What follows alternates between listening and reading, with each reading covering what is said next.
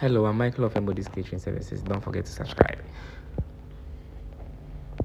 So today we are going to learn how to make my ruffled design. Most people have been asking me to teach them, but I don't get a chance. So I decided to do a recorded video. So I used five different flavors, and I sandwiched it with a raspberry, that's my star raspberry, and coated in ganache, chocolate ganache from my star. The chocolate is from my star as well. So here we are going to make a gold cake design. So we need to color our fondant yellow, not too yellow, at least a lighter, not too deep shade of yellow, not too deep, because if it becomes so deep when coloring with gold, sometimes it ends up stressing you. So something light that can complement with your gold dust. So here we've covered our cake with our rolled out fondant. I'm going to just trim off the excess by using my smoother. So I'm going to just going to press it together to just fall off, and I'll use my shovel to cut off the extra fondant pieces left. So here I'm going to gently pull down the fondant because some of them were hanging till it gets to the base. So we just open it up, add the extra rolled out fondant to the top, then we flip it and make sharp edges. So most people do full covering. We don't normally do that anymore because it's stressful. So we're just going for the panel, then we cover the top. So we are going to flip onto our board and make our sharp edges. It's so easy to do, especially if you have a good fondant recipe. I'll share my fondant recipe with you guys soon. So I'm just going to drag fondant to meet with the one I covered at the top. Pressing gently, not too much. It's ganache, but you don't need to press too hard. Just press gently. So it meets with the fondant covered at the top. You're not going to cut with a shovel. You're going to cut everything up gently. You just cut everything up gently. Then we smoothen it once more. Then if there is excess, we cut off the excess as well.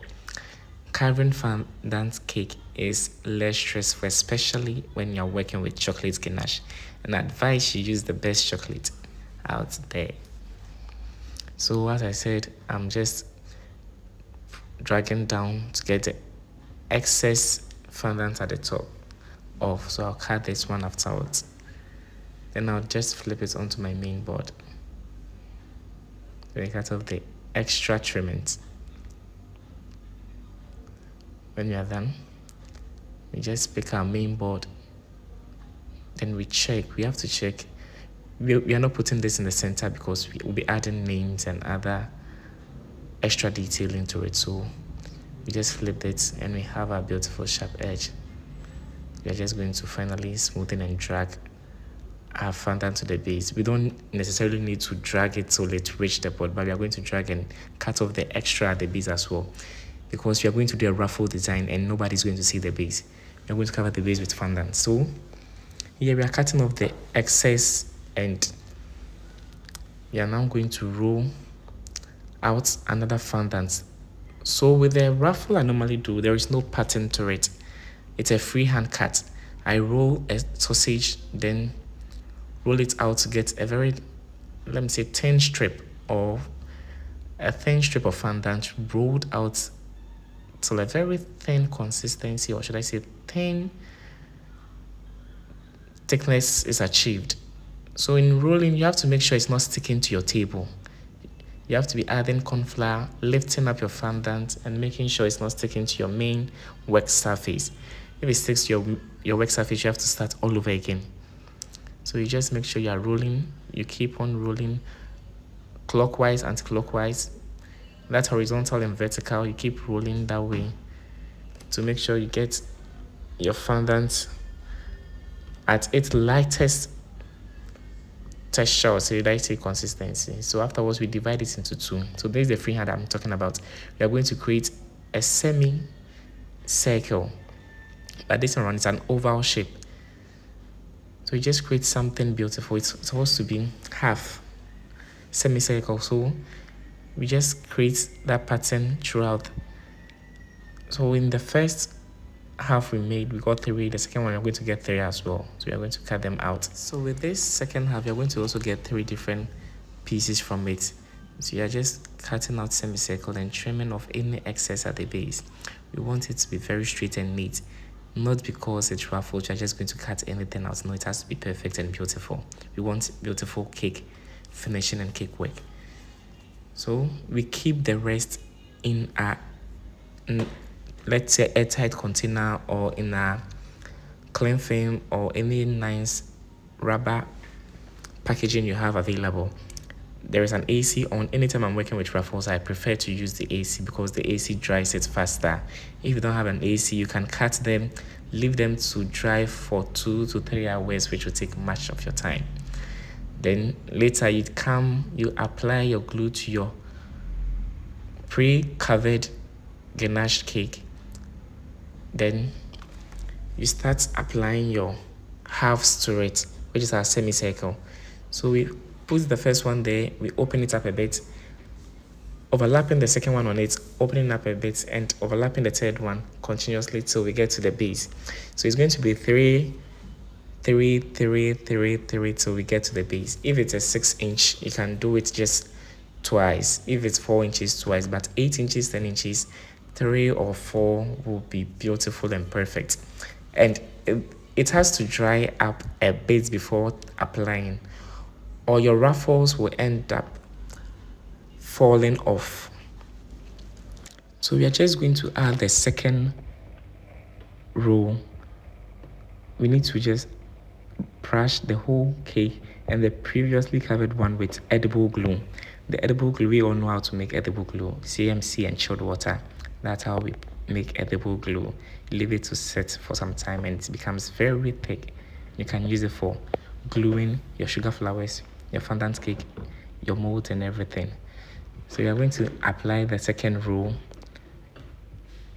Anytime you are working with ruffles, make sure you are making every part perfect because you don't know where you'll be using for your front. Sometimes you know, or you just check where you want to use for your front and make it as perfect as you want, or you can make all 3 sides perfect. So you can just use anywhere for your front. So here we have our front and it's facing me currently. So we are just going to brush all around and apply our last batch. So once we are done with the second, we are going to roll again. Because of the AC, we don't roll and cut them down to use. We roll them out, cut 6 pattern out of it, stick them, come back and roll them and cut till we are done with our ruffled design. This design is so easy to make. If you don't have an air condition, you roll them, let them rest for at least 2 hours. You come back, you start sticking them to your pre-covered cake in fondant. And if you are in a hurry, you can add a little bit CMC to your fondant to make it dry faster. But when it dries out and you are working with it, sometimes the tips end up breaking. It breaks and it doesn't make it look professional, or it doesn't really make it come out beautiful. So when working with CMC fondant, you have to be careful because we wouldn't want our ruffles having a very bad edge. It has to be smooth. So we are then rolling our second pattern. You're just going to cut them out. But this particular pattern was very thick.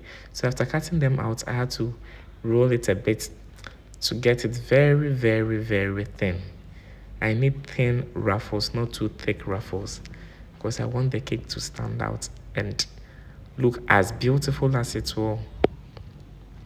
So after rolling, we have to cut again because we've ended up expanding whatever pattern we had earlier. So once you're done rolling, you cut the trimmings and make sure you have a perfect finished edge. If not, it also adds up to having the edges breaking. You're just going to roll it up a bit and cut. So you roll, you cut, you roll. Anytime you roll, you have to cut and make sure you have a perfect trimming.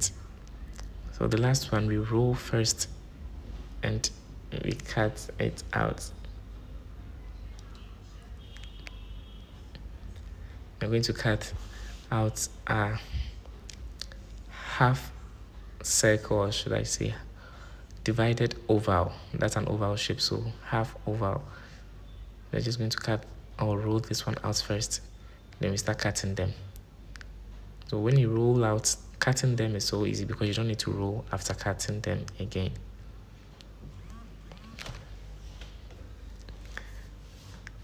Right, so you just roll it a bit.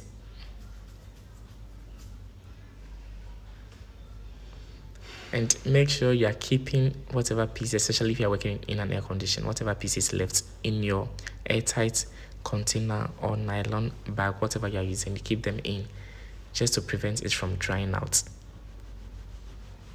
So you just put them in to make sure everything is intact. I'm going to cut out the last one. We first of all roll a bit to get it stretching out more for us. Then we cut out a semicircle. Then we cut off the excess. If you don't cut off the excess, your ruffled cake will be bumpy at some point, because when you try, once you keep descending, because there is rough edges, it ends up piling up and making your cake very bumpy. So you have to make sure you're having a perfect semicircle. As it goes, it follows the same trend downwards. So you are done with your cake.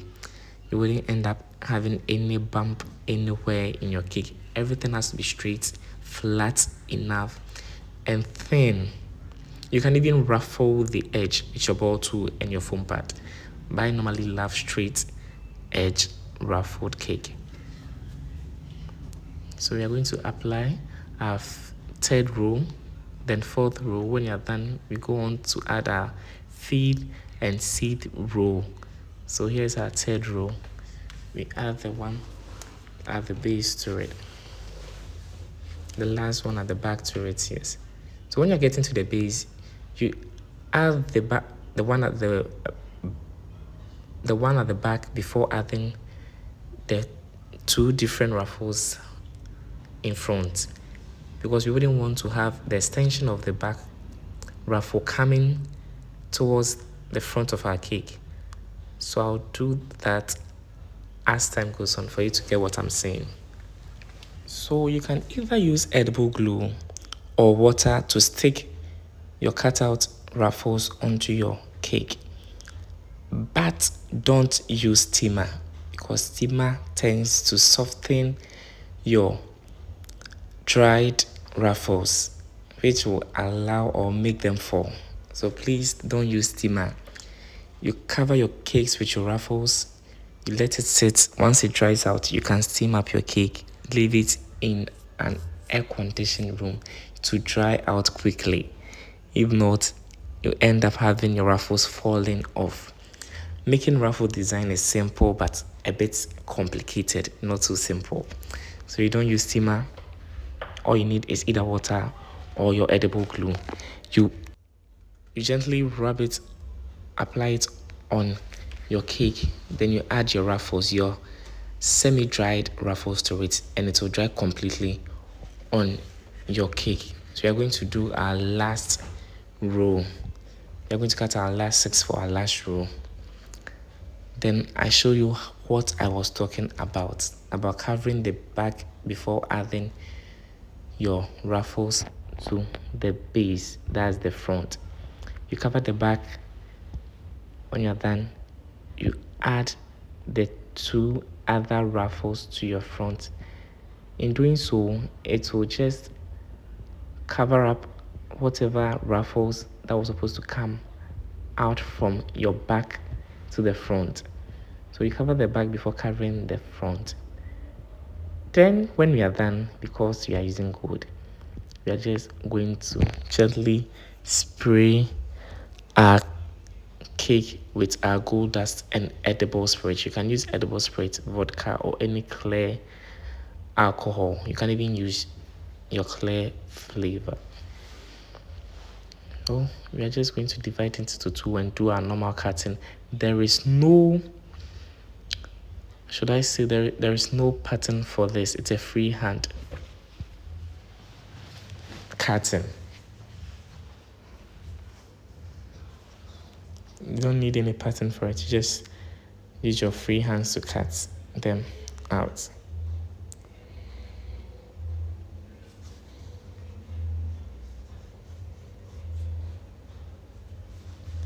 So you're just going to cut 6